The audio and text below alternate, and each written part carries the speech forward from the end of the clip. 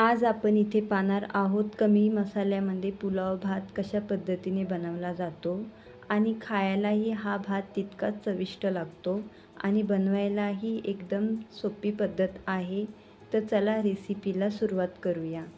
तर इथे एक कढाईमध्ये मी 1 लिटर पाणी घेतलं आहे.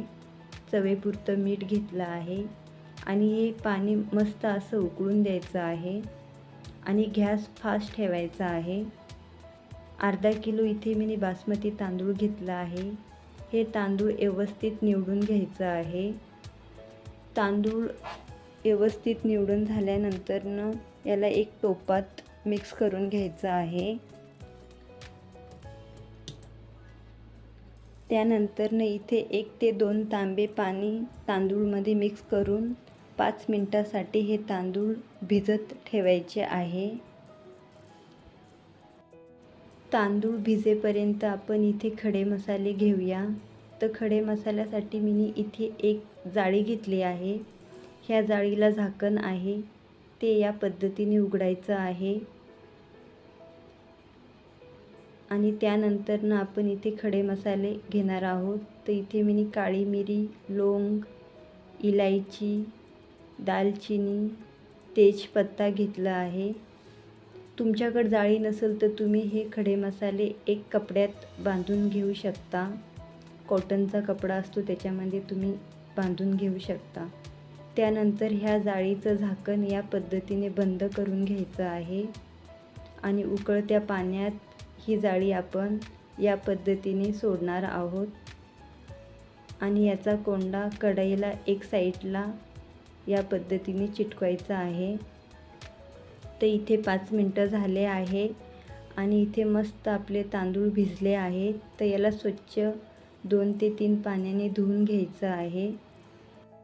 त्यानंतरनं इथे ही जाळी आपण इथे काढून घेऊया, कारण जे पण मसाल्यांची चव होती ती पाण्यामध्ये उतरली आहे. तर ही जाळी आपण इथे काढून घेऊया. त्यानंतरनं इथे आपण स्वच्छ धुतलेले तांदूळ पाण्यामध्ये मिक्स करून घ्यायचं आहे आणि 5 मिनिटासाठी हे तांदूळ मस्त शिजून द्यायचं आहे. तर इथे सर्व तांदूळ आपले मिक्स करून झाले आहेत. तर एक चमच्याने या पद्धतीने फिरून घ्यायचं आहे.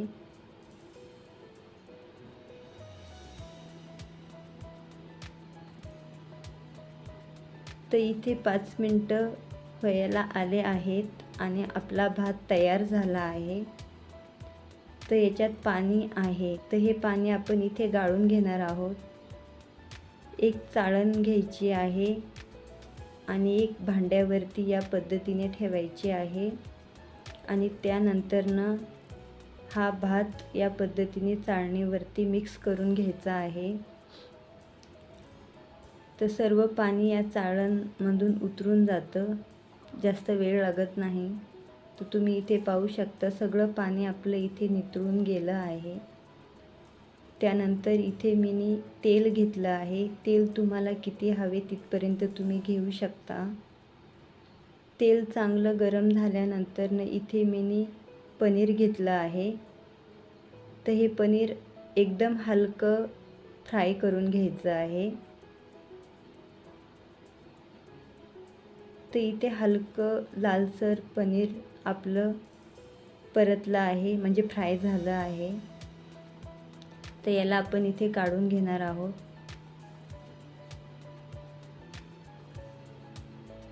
तर या पद्धतीने पूर्णपणे पनीर आपलं काढून झालं आहे. तर त्याच तेलामध्ये आपण इथे 1 चम्मच मोहरी घेतली आहे. मोहरी किंवा तुम्ही राई बोलू शकता. त्यानंतर इथे 1 चम्मच जिरा घेतला आहे. जिरा तडकल्यानंतरनं इथे मी लसूण घेतला आहे. लसूण जाडसरच घेतला आहे. त्यानंतर 2 लांब बारीक केलेले कांदे घेतले आहेत. तर हा कांदा पूर्णपणे लाल होईपर्यंत आपण इथे तेलावरती परतून घेणार आहोत या पद्धतीने. आणि गॅस हवे असेल तर तुम्ही बारीक करून घेऊ शकता. तर इथे पूर्णपणे आपला कांदा लालसर असा भाजला आहे. तर इथे मी 4 हिरव्या मिरच्या लांब कट करून घेत आहे. तुम्हाला किती तिखट हवे तिथपर्यंत तुम्ही इथे हिरवी मिरचीचा वापर करू शकता. त्यानंतर इथे मी कढीपत्ता घेतला आहे. हे सर्व तेलावरती व्यवस्थित परतून द्यायचं आहे. त्यानंतर इथे मी 3 टोमॅटो बारीक कट करून घेतले आहेत. तर हे टमाटा पण आपण इथे मस्त गळेपर्यंत तेलावरती परतून द्यायचा आहे. त्यानंतर इथे मी वले वाटाणे घेतले आहेत, जे मार्केटमध्ये मिळतात. तर हे व्यवस्थित फिरून घ्यायचं आहे आणि 1 मिनिटासाठी तेलावरती परतून द्यायचं आहे. त्यानंतर इथे फ्राय केलेला पनीर घेतला आहे. हे सर्व एकत्र मिक्स करून घ्यायचं आहे आणि एक वाफ द्यायची आहे झाकण ठेवून. 1 मिनिटांनी झाकण काढून घ्यायचं आहे. तर इथे एक वाफ देऊन झालं आहे. वाफ देऊन झाल्यानंतर इथे चवीपुरतं हळद घेतली आहे. चवीपुरतं गोडा मसाला घेतला आहे. चवीपुरतं गरम मसाला घेतला आहे.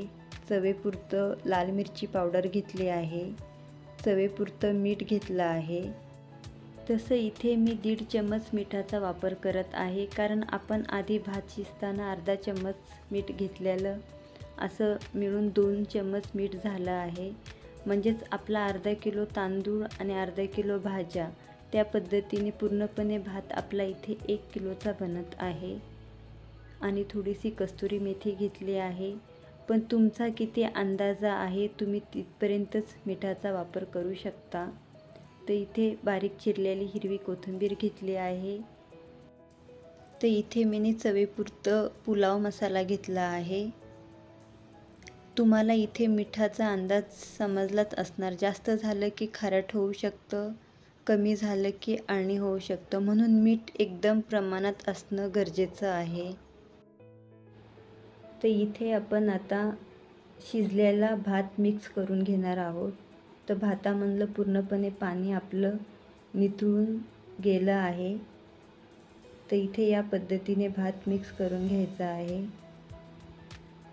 तर हा भात एकदमच मोकळा सळसळीत झाला आहे.